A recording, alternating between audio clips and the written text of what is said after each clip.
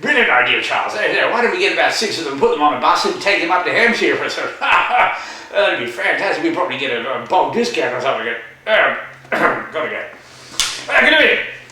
Yes, Lord Stan Dartgate here again. And I hope you all enjoy your interval. I myself has had another cup of tea. And so now I think we can relax and ease back in to episode 8B of the BNSF Birdwood subdivision. And see exactly how this turnout, as you Americans call it, or set of points as we British call it, since we invented them. And anyway, not to worry. And just because your is going good and the house is going to shit, doesn't matter anyway, doesn't matter. I'm carrying on, I digress. Let us enjoy part 8B of the BNSF Birdwood subdivision. And it's Lord Stan saying toodlepip. Another thing I forgot to mention is Tilligs have this little tab here for your frog power, which is a good idea, but it's you've got to remember to bend it down and drill a hole for it as well, which I forgot to do, so we'll do that, and then also pop a bit of wire on there before you lay the turnout. Then you're not stuffing around trying to solder things on when the track's laid. So just bend this little tab down, put a hole through the baseboard, drop a feeder wire off it, and you can let it dingle dangle, and that way your frog's ready to power up from your point motor. Right, we've got our wire soldered to our little tab there to power our frog. So now we can just pop that in the hole.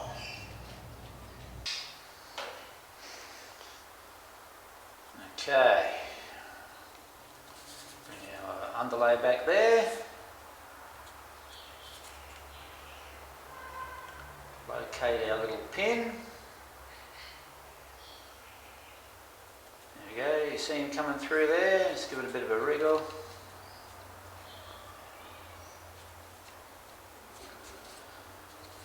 Get our underlay out of the way. Just got to get our pin at the other end.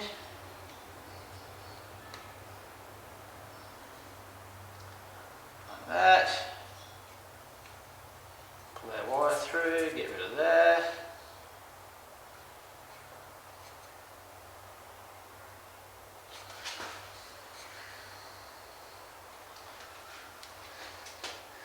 You can see that's located by our locating pin here. Now, when you're laying your turnout, you need to support them, as I said before, in the sort of crucial areas, each side of the frog here. And in this particular turnout, because it's so long, halfway up between the frog and the toe of the switch, and another 2 on each side of the throw bar at the toe of the switch, because you remember your tortoise points machines are powered all the time, so they're always pushing on the stock rail. So it's a good idea to have your turnout pinned at each side of the throw bar. And of course, put another pin at each tail at the end. So you probably, this particular turnout, probably looking at 1, 2, 3, 4, 5 in the guts here in between the 2 switch rails, 5, 6, 7, at least 7 pins to hold this in place. Those of you that are spiking on each side of the rail, you could probably nearly double that. But anyway, let's get this mofo down.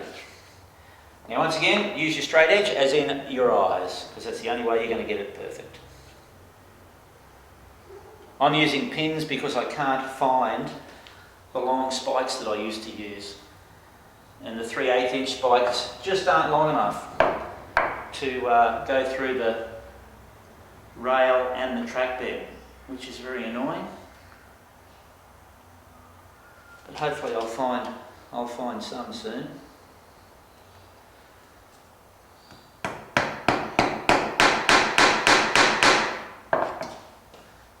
Now I don't spike all the way through yet. I'll leave that till I'm really happy with everything in there. Then I'll have a look. And so you're moving things, you know, a fraction of a millimetre really. It's that's why I don't like using a straight edge, because the straight edge can give you a rough idea, but if you really want to get things, you know, that little string line effect, you've really got to get down and look at it. And of course sometimes it moves when you're spiking it, and Got to go back and do it again.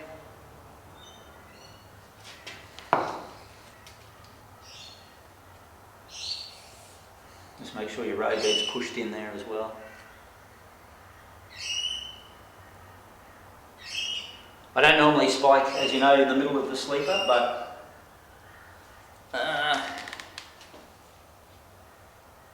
in a turnout you're going to have ballast and everything anyway, so.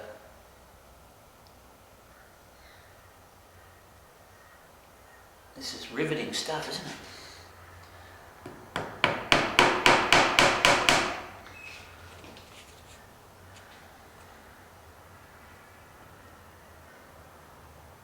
Now what we can do now is remove these pins, remove the two locator pins, put spikes in there, and we're pretty well done.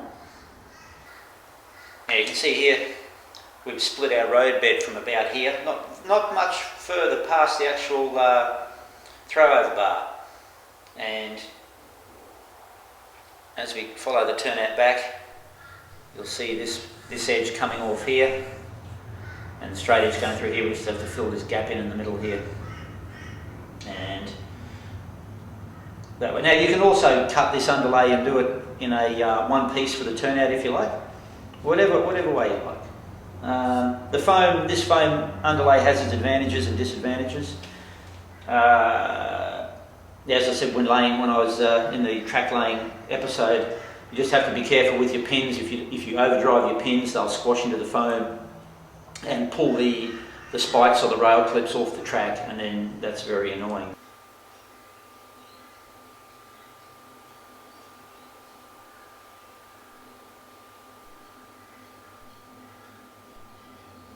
There you go, you can see the turnouts in now.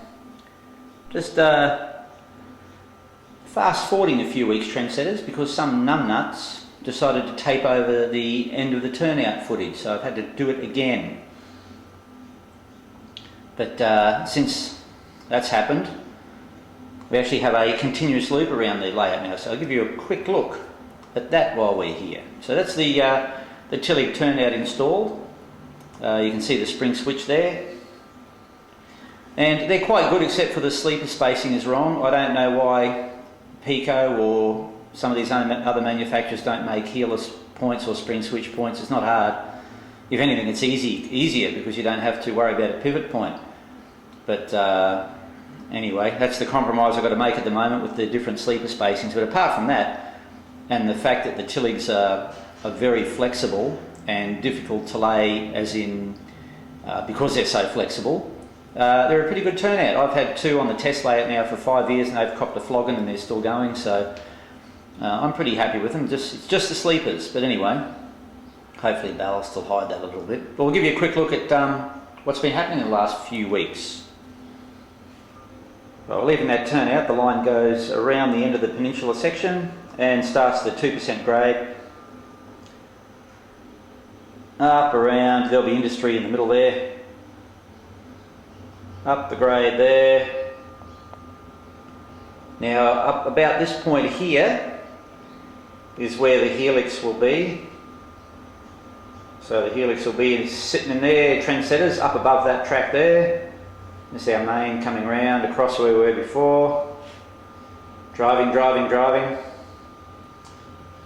This little junction here, coming up here, is where the one of the industries will branch off from, and also the end of the passing loop, the peninsula passing loop. I've still got to think of a name for that too. A couple more Tillig turnouts there.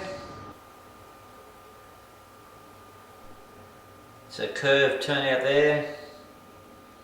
The actual main line on that turnout is very nice, a very broad curve. The divergent track's a bit sharp.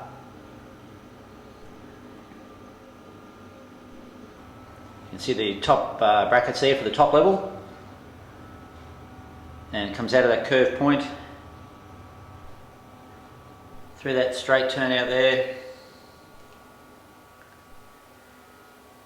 and then up to I've got to think if this is a junction here of the main line that goes up to the helix, up to the top level, and also the track or the branch line to the bottom yards. That turnout in screen there now is off to a little industry or something. When you come up a bit further, here is the crossover from the, I suppose you call it the yard branch to the main line which heads up the helix.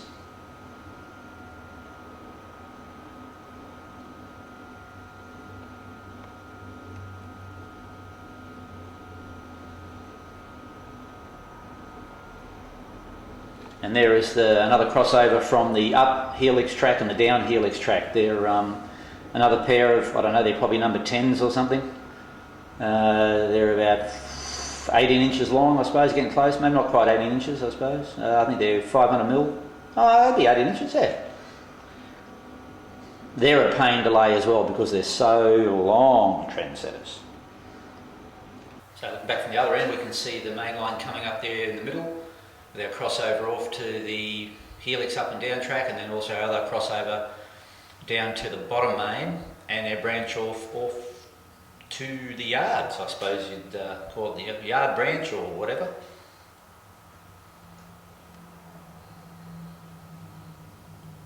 So this is our crossover there from the main line basically, because the main line does not go around the bottom. Once you come out of the yards, you go around, do one circuit around the bottom track, and then you're forced to go up the helix unless you take this crossover here. So if you take this crossover here, that lets you do another loop around the bottom, but normally you wouldn't do that. And then off to the right there is our branch off to the yards.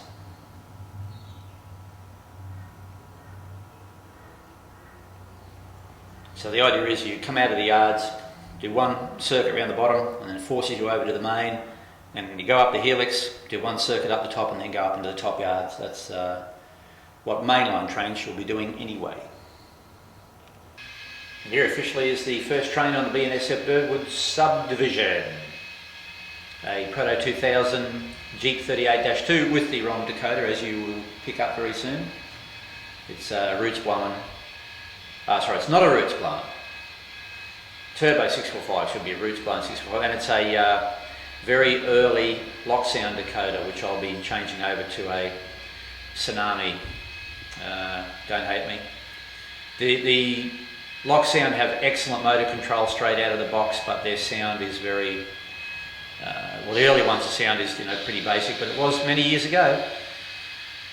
But their motor control put that in a good drive line like a Proto, and they're like a Swiss watch, but I find them very sterile to drive. They don't have that feel as the lock sound anyway. That's my opinion.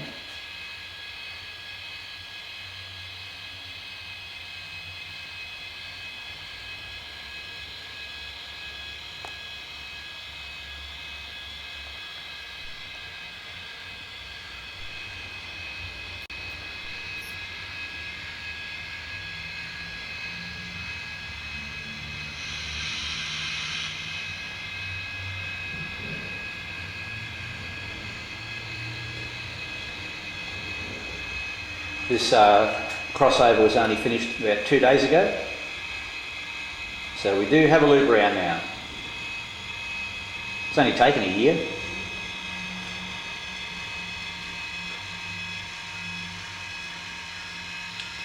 This train is what I use when I'm laying track. I've got my old sleepers there. There's a gondola full of fish plates and spikes, drill bits. Just keeps everything together. And that old Union Pacific gone in the middle there has got all offcuts of road bed. It's got to be thrown out. And a very old, this first box car here is an old Roco track cleaning car, just a little abrasive pad on the bottom. I don't advocate using abrasive pads for cleaning track, but it just run it around at the moment to keep the dust and stuff off the track while I'm building. But I normally would not advocate using abrasive pads. I think they do more harm than good most of the time. But I shall talk about that in another episode.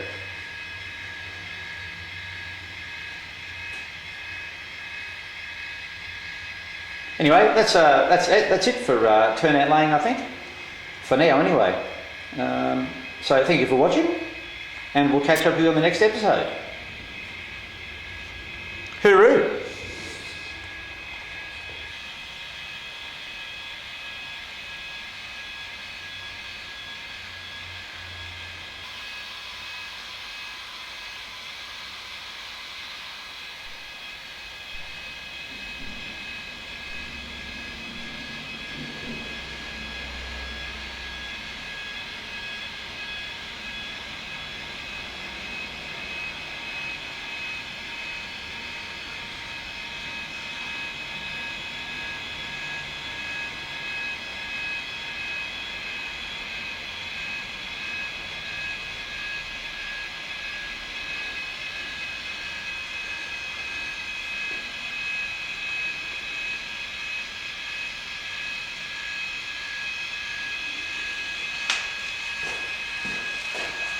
Give us some herbs, trendsetters.